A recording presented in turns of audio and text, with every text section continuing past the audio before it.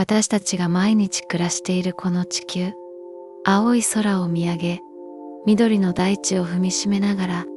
私たちはこの惑星の表面で生活しています。しかし、足元の地面の下には、想像を絶する世界が広がっているのです。地球の中心部まで、その距離は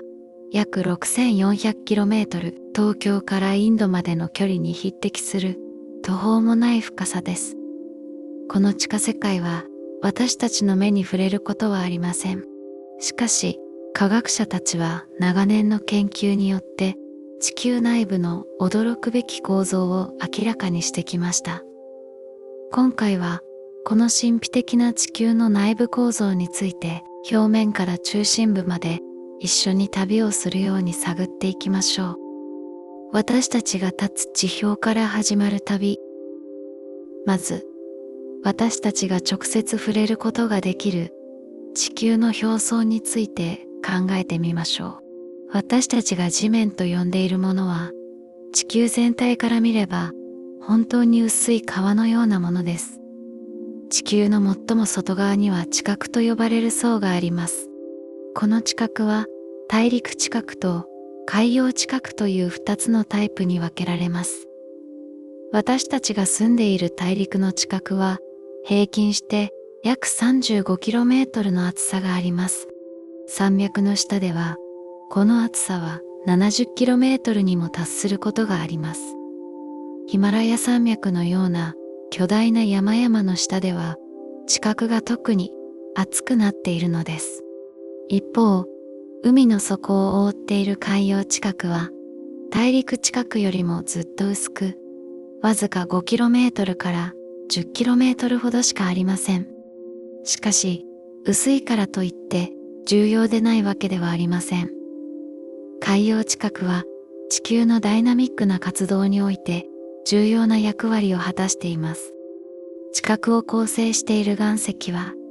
私たちがよく目にする花崗岩や玄武岩などです。大陸地殻は主に花崗岩質の岩石でできており、比較的軽い岩石が多いのが特徴です。対照的に海洋地殻は玄武岩質の岩石が主体で、大陸地殻よりも密度が高くなっています。地殻の温度は深さとともに上昇していきます。地表付近では私たちが感じる気温と同じですが、地下深くに進むにつれて100メートル深くなるごとに約3度ずつ温度が上昇していきます。地殻の最下部では温度は500度から1000度にも達します。マントルという巨大な層。地殻の下にはマントルと呼ばれる巨大な層が広がっています。このマントルは地球の体積の約 84% を占める地球内部で最も大きな領域です。地殻の下から地下約 2900km まで続くこの層は地球の構造を理解する上で非常に重要です。マントルは上部マントルと下部マントルという2つの領域に分けられます。まず、地殻のすぐ下にある上部マントルについて見ていきましょう。上部マントルは地下約 410km まで続きます。この領域はか乱岩と呼ばれる岩石が主体となっています。か乱岩はか乱石や奇石といった鉱物から構成されており、緑がかった色をしています。実は地表で見られる宝石のペリドットはマントルを構成するか乱石の結晶なのです。上部マントルの中でも特に興味深いのがアセノスフェアと呼ばれる層です。この層は地下約 100km から 200km の深さに位置しています。アセノスフェアという名前はギリシャ語で弱いを意味する言葉に由来しています。なぜ弱いという名前がついているのでしょうか。それはこの層の岩石が部分的に溶けているような状態にあるためです。完全に液体というわけではありませんが、非常に高温高圧の環境下で岩石がまるで飴のように柔らかくゆっくりと流動することができるのです。このアセノスフェアの上にはリソスフェアと呼ばれる硬い層があります。リソスフェアは地殻と上部マントルの最上部を合わせた領域で、厚さは約 100km です。このリソスフェアこそが私たちがよく耳にするプレートの正体なのです。地球の表面は十数枚の大きなプレートに分かれています。太平洋プレート、北米プレート、ユーラシアプレートなど、これらのプレートは下にあるアセノスフェアの上を年間数センチメートルというゆっくりとした速度で動いています。これが大陸移動や地震、火山活動の原因となっているのです。上部マントルの温度は深さとともに上昇し、最下部では約1600度に達します。この高温環境で岩石は長い時間をかけて非常にゆっくりと流動し、対流を起こしています。この対流が地球表面のプレート運動を駆動する原動力となっているのです。地下約 410km を過ぎると下部マントルに入ります。この深さでは圧力が非常に高くなるため、鉱物の結晶構造が変化します。上部マントルの観覧石はより密度の高い構造を持つ鉱物に変化するのです。下部マントルは地下約 2900km まで続く非常に厚い層です。この領域では圧力が地表の100万倍以上にも達します。このような極限環境下で岩石はペロブスカイトと呼ばれる特殊な結晶構造を持つ鉱物に変化します。下部マントルの温度は深さとともにさらに上昇し、最下部では約3700度にもなります。これは鉄を溶かすのに十分な温度です。しかし、極めて高い圧力のため、マントルの岩石は完全に溶けることなく、固体の状態を保っています。マントル全体を見ると、この層は決して静止していません。高温の岩石はゆっくりと上昇し、冷たい岩石は沈降するという対流運動を数億年という長い時間をかけて続けています。この運動は地球のプレートテクトニクスを動かす根本的なエネルギー源となっているのです。外核という液体の海。地下約 2900km まで降りてくると、マントルと外核の境界に到達します。この境界は地球内部構造の中で最も劇的な変化が起こる場所の一つです。外核は地下約 2900km から約 5150km まで続く層で、厚さは約 2250km あります。この層の最も大きな特徴は液体状態にあるということです。地球内部で完全に液体の状態にある唯一の層がこの外核なのです。外核は主に鉄とニッケルから構成されています。地球が形成された初期の段階で重い金属である鉄やニッケルは重力によって地球の中心部に沈んでいきました。この過程で地球は層状の構造を持つようになったのです。外核の温度は約4000度から6000度と推定されています。これは太陽の表面温度に匹敵する高温です。しかし、外核がなぜ液体なのかというと、温度だけでなく圧力も関係しています。外核の深さでは、圧力は地表の130万倍から330万倍にもなります。この圧力と温度の組み合わせが、鉄を液体の状態に保っているのです。液体である外核は常に対流しています。熱い液体金属は上昇し、冷たい液体金属は沈降するという循環が外核全体で起こっています。この対流はマントルの対流よりもずっと速く、より複雑な動きをしています。外区のこの液体金属の流れは地球にとって極めて重要な役割を果たしています。それは地球の磁場を生み出しているということです。導電性を持つ液体金属が流れることで電流が発生します。この電流が巨大な電磁石のように働き、地球全体を包む磁場を作り出しているのです。地球の磁場は私たちの生活に欠かせないものです。この磁場は太陽から吹きつける有害な太陽風や宇宙線から地球を守ってくれています。もし磁場がなければ、これらの高エネルギー粒子が直接地表に降り注ぎ、生命にとって非常に危険な環境になってしまうでしょう。また、地球の磁場は渡り鳥や海洋生物などが方向を知るために利用しています。人間も古くから方位磁石を使ってこの磁場を航海や探検に活用してきました。興味深いことに、地球の磁場は一定ではありません。外角の液体金属の流れが複雑に変化することで磁場の強さや向きも徐々に変化しています。実際、地球の歴史の中で磁場の北極と南極が入れ替わる磁場の反転が数十万年から数百万年ごとに起こってきたことが分かっています。最後に磁場が反転したのは約78万年前のことです。地質学的な記録から次の反転がいつ起こるかは予測できませんが、現在、磁場の強度が少しずつ弱まっていることが観測されており、科学者たちの関心を集めています。外殻とマントルの境界には興味深い構造があることも分かってきています。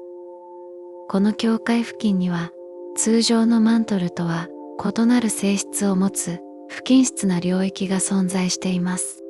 これらの領域は太平洋の下やアフリカの下に大きく広がっており、地球内部のダイナミクスを理解する上で重要な手がかりとなっています。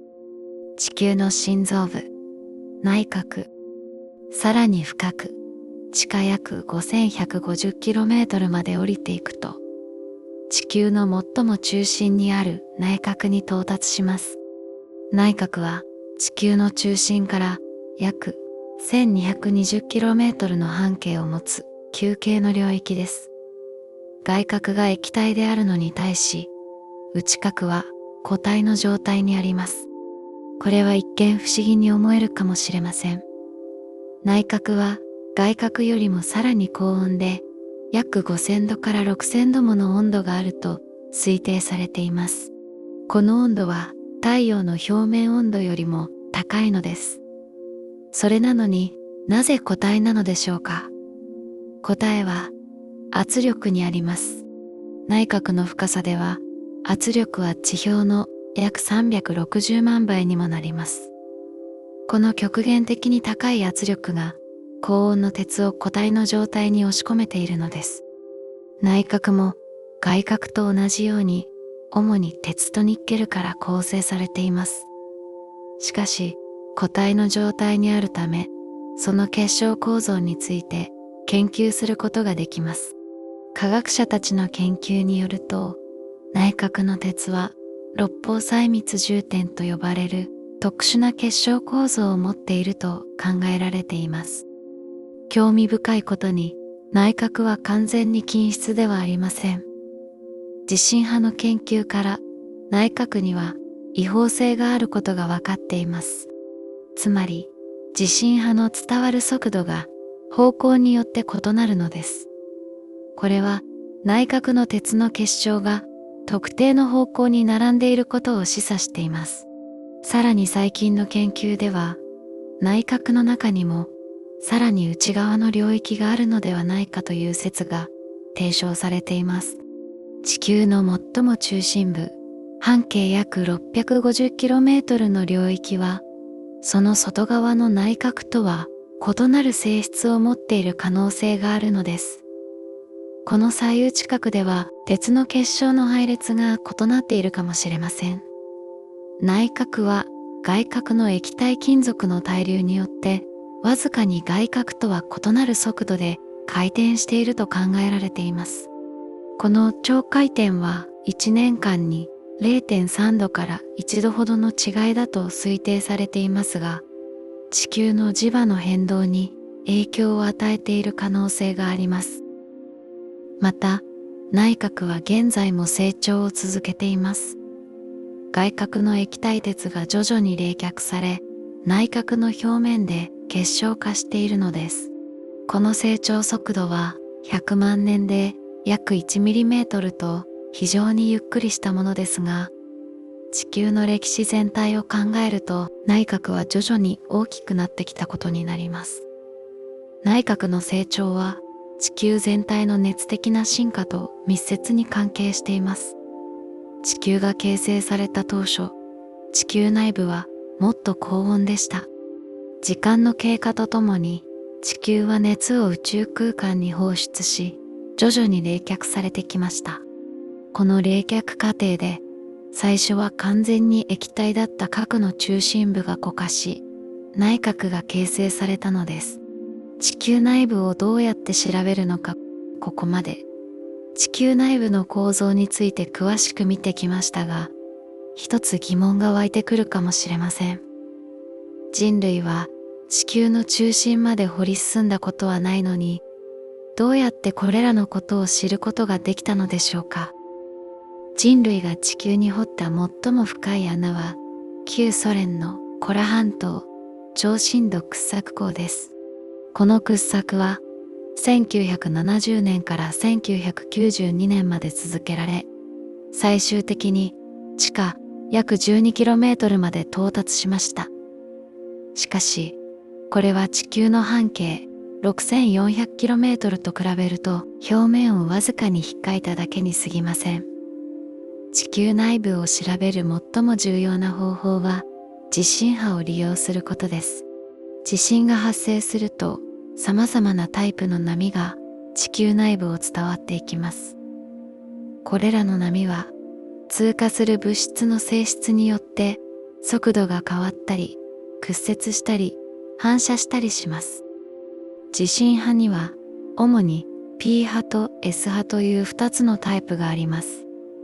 P 波は縦波とも呼ばれ、岩石を圧縮したり膨張させたりしながら進む波です。P 波は固体だけでなく、液体や気体の中も伝わることができます。一方、S 波は横波とも呼ばれ、物質を上下左右に揺らしながら進む波です。S 波は固体の中しか伝わることができず、液体の中は通過できません。世界中に設置された地震計で地震波を観測すると驚くべきことが分かりました。地球の反対側で発生した地震の P 波は観測されるのに、ある範囲では S 波が全く観測されないのです。これは地球内部に液体の層があることを示していました。これが外核が液体であることを証明する決定的な証拠となったのです。また、P 波の速度や経路を詳しく調べることで、地球内部の層構造を明らかにすることができました。波の速度が急激に変化する深さは、異なる層の境界を示しています。このようにして、地殻とマントルの境界、マントルと外核の境界、外核と内核の境界などが発見されたのです。現代では、世界中の何千もの地震計からのデータをコンピュータで解析することで、地球内部の三次元的な構造を描き出すことができるようになりました。これは、医療で使われる CT スキャンと似た原理です。この技術により、マントル内部の対流の様子や沈み込むプレートの姿なども可視化できるようになってきています。地球の重力以外にも詳しく測定することで調べる方法があります。内部の密度分布を推定することができます。また、地球の自転や月の引力によるわずかな揺らぎを精密に測定することで内部構造に関する情報を得ることもできます。さらに、実験室で高温高圧の環境を再現し、岩石や金属の性質を調べる研究も行われています。ダイヤモンドアンビルと呼ばれる装置を使うことで、地球内部に匹敵する圧力と温度を作り出し、物質の振る舞いを直接観察することができるのです。これらの様々な方法を組み合わせることで、科学者たちは決して直接見ることのできない地球内部の詳細な姿を明らかにしてきたのです。地球内部の熱とエネルギー。地球内部は非常に高温ですが、この熱はどこから来ているのでしょうか。地球の熱の源は大きく分けて2つあります。一つは地球が形成された時の熱です。約46億年前、無数の小さな天体が衝突を繰り返して地球ができた時、その衝突のエネルギーが熱に変わりました。また、重い物質が地球の中心に沈んでいく時にも、重力エネルギーが熱に変換されました。これらの原始的な熱の一部は、今でも地球内部に残っているのです。もう一つの熱源は、放射性元素の崩壊です。地球内部には、ウラントリウム、カリウムなどの放射性元素が含まれています。これらの元素は、時間とともに崩壊し、その過程で熱を発生させます。特にマントルには、これらの放射性元素が比較的多く含まれており、継続的に熱を生み出しています。地球が生み出す熱量は、全地球で約47テラワットと推定されています。これは人類が使用するエネルギーのおよそ3倍に相当する膨大な量です。この熱は地球内部から表面へと移動していきます。熱の移動には伝導、対流、放射という3つの方法がありますが、地球内部では主に対流が重要な役割を果たしています。マントルでは高温の岩石がゆっくりと上昇し、冷たい岩石が沈降するという対流が起こっています。この対流は数センチメートル毎年という非常にゆっくりとした速度ですが、数億年という時間スケールではマントル全体が循環することになります。外殻の液体金属ももっと速い速度で対流しています。この対流が前述したように地球の磁場を生み出しているのです。地球の熱は最終的には地表から宇宙空間へと放出されます。海底の中央海嶺や火山などでは特に多くの熱が放出されています。また、地表全体からも受熱として常に熱が逃げていっています。地球は生まれた時から徐々に冷却を続けています。しかし、その速度は非常にゆっくりとしたもので、今後数十億年は地球内部は十分に高温を保ち続けると考えられています。地球内部の働きと私たちの生活、地球内部の構造と動きは私たちの日常生活に深く関わっています。まず、地震です。地震はプレートの動きによって引き起こされます。プレートはマントルの対流に押されて移動しています。プレート同士がぶつかり合ったり、すれ違ったりする場所では、巨大な力が蓄積され、それが解放されるときに地震が発生するのです。火山活動も地球内部の働きの表れです。マントルの一部が上昇し、圧力が下がると、岩石が部分的に溶けて、マグマが生まれます。このマグマが地表に噴出することで、火山が形成されます。地球の磁場は、外殻の液体金属の対流によって生み出されていることは、すでに述べました。この磁場は太陽風や宇宙線から私たちを守ってくれています。もし磁場がなければ、これらの高エネルギー粒子が大気を徐々に削り取り、地球は火星のような乾燥した惑星になっていたかもしれません。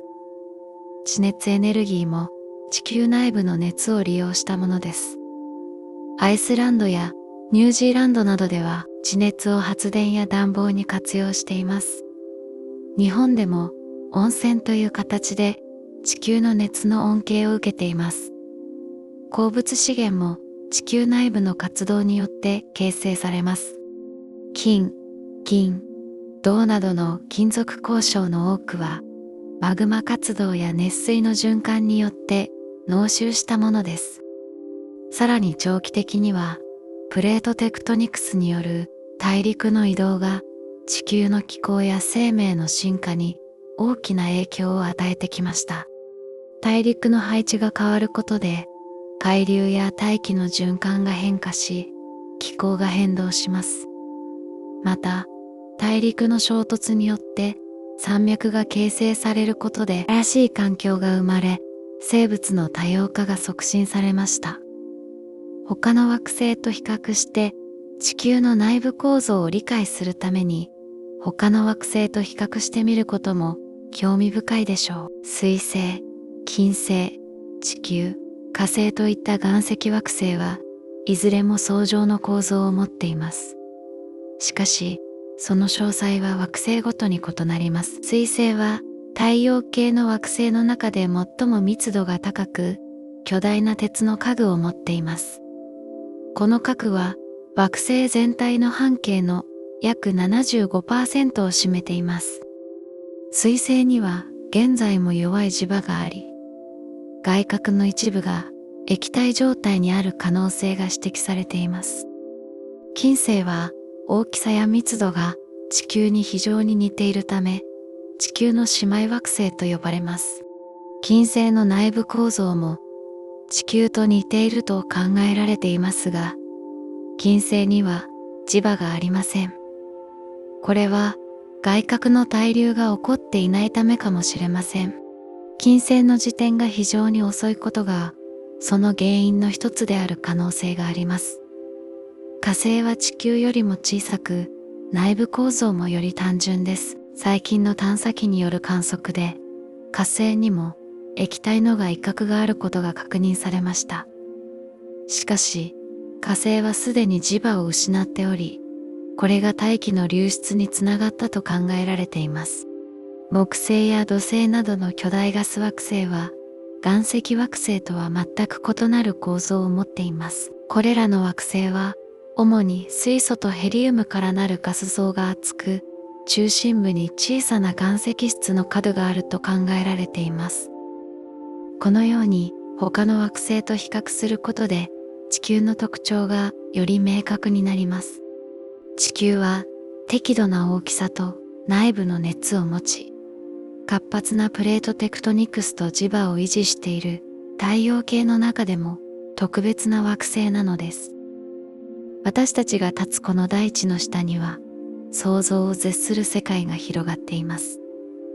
地表から約 6400km の深さにある地球の中心まで地殻、マントル、外核、内核という層構造が存在し、それぞれが独自の性質を持っています。地球内部は決して静止した死んだ世界ではありません。マントルの対流、外核の液体金属の流れ、内核の成長など、常にダイナミックな変化が起こっています。これらの活動が地震や火山、そして地球の磁場を生み出し、私たちの生活に深く関わっているのです。人類は地球の中心まで直接行くことはできませんが、科学の力によってその姿を明らかにしてきました。地震波の分析、高圧実験、コンピュータシミュレーションなど、様々な方法を駆使して見えない世界を可視化してきたのです。地球内部の研究は単なる学問的興味だけでなく、実用的な意義も持っています。地震や火山の予測、資源探査、地球環境の理解など、私たちの生活や将来に直接関わる課題に貢献しています。また、地球内部を理解することは、太陽系や宇宙における地球の位置づけを知ることにもつながります。他の惑星と比較することで、地球の特別さや生命を育んできた条件について、より深く考えることができるのです。私たちの足元には信じられないほど壮大で複雑な世界が広がっています。ここからはソルフェジオ周波数を聞きながらごゆっくりお休みください。また、ハイプで応援もよろしくお願いします。明日もあなたにとって幸せな一日でありますように。